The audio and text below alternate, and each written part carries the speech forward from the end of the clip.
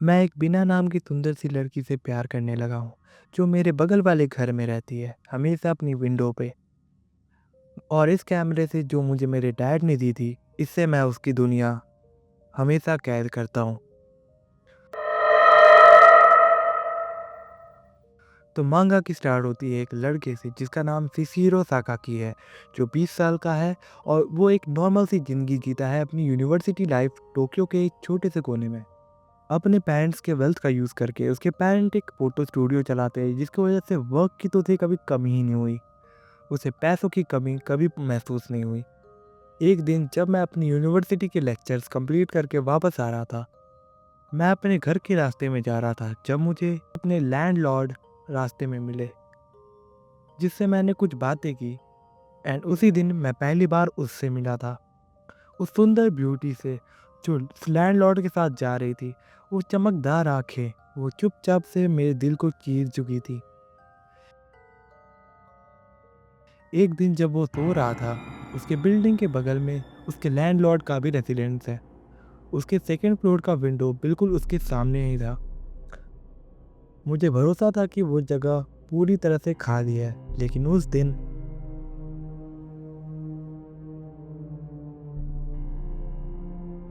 And तब मुझे पता चला कि वो सेकंड फ्लोर का रूम उसका रूम था।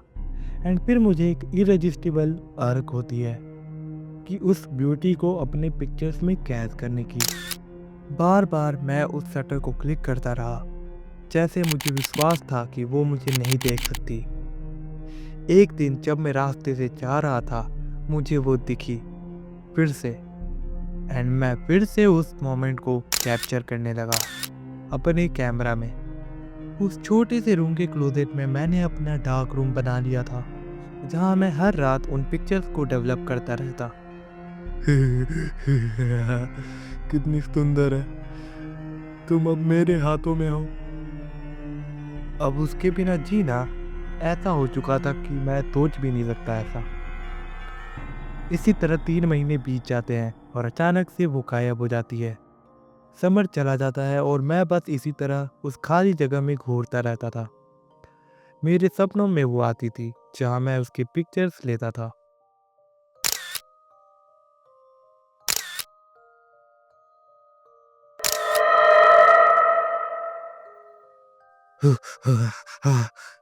क्या सपना था। एक दिन अचानक से मेरे डैड मेरे घर आते हैं, जहाँ वो मुझे यूनिवर्सिटी के बारे में पूछने लगते हैं। एंड तभी वो उसका वो क्लोजेट वाला डार्क रूम देख लेते हैं। तभी उनकी नज़र वहाँ उन फोटोग्राफ्स पे जाती है, जहाँ वो ये देखकर थोड़ा घबरा जाते हैं। वो मुझसे पूछते हैं, ये फोटोग्राफ्स तुम्हें कहाँ से मिली? जहाँ वो बोलता है, मैंने इन्हें खुद से ली हैं। वो उस रूम में देख वो उस रूम में रहती है, मेरे बगल वाले घर में। सुंदर है ना? मैंने अभी उससे इतना नहीं देखा है हाल फिलहाल में। एंड ये सब सुनकर उसके डैड एकदम घबरा ही जाते हैं। बोलने लगते हैं, इम्पॉसिबल, ऐसा हो ही नहीं सकता। ये पॉसिबल ही नहीं है। ये लड़की तो मेरी लवर थी बहुत पहले, जब मैं तुम्हारी एज का था। इसका नाम आयाको था, लेकिन तुम्हारी माँ से मिलने के बाद मैंने इसे छोड़ दिया था। एंड फिर वो मेंटली इल हो गई और अपनी जान ले ली उसने। उस समय मैं भी उसके फोटोग्राफ लिया करता था, उसी कैमरा से जो मैंने तुम्हें दिया है। जहाँ उसका बेटा ये सुनकर बोलता है, ये भद्दा मजाक बंद कीजिए।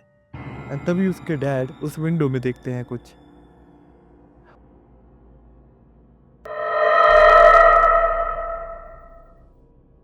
और ये देखकर उसके डैड घबरा जाते हैं एंड भाग जाते हैं, जिसके बाद महीने ही बीत जाते हैं, लेकिन वो रूम वैसे ही खाली रहता है।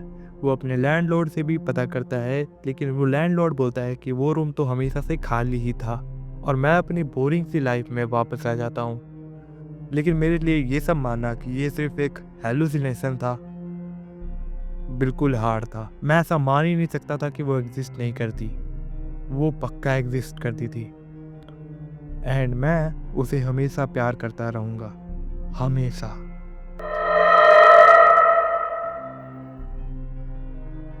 तो कौन नीचे मिन्ना, ये थी एक छोटी सी वन शॉट मांगा, इतनी कुछ खास भी नहीं थी, but I had fun reading. तो छोटी सी ये मांगा थी, तो मैंने सोचा कि क्यों ना अपलोड कर ही दूँ।